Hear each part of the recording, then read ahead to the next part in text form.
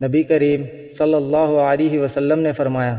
بلا شبہ سچ آدمی کو نیکی کی طرف لے جاتا ہے اور نیکی جنت کی طرف لے جاتی ہے، اور ایک شخص سچ بولتا رہتا ہے یہاں تک کہ وہ صدیق کا لقب اور مرتبہ حاصل کر لیتا ہے، اور بلا شبہ جھوٹ برائی کی طرف لے جاتا ہے اور برائی جہنم کی طرف، اور ایک شخص جھوٹ بولتا رہتا ہے یہاں تک کہ وہ اللہ کے یہاں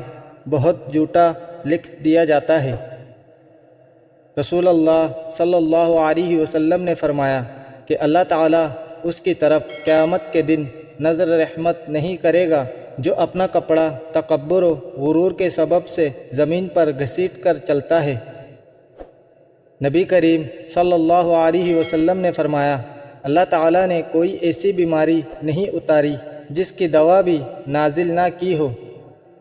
نبی کریم صلی اللہ علیہ وسلم نے فرمایا، مسلمان جب بھی کسی پریشانی، بیماری، رنج و ملال، تکلیف اور غم میں مبتلا ہو جاتا ہے، یہاں تک کہ اگر اسے کوئی کانٹا بھی چبھ جائے تو اللہ تعالیٰ اسے اس کے گناہوں کا کفارہ بنا دیتا ہے۔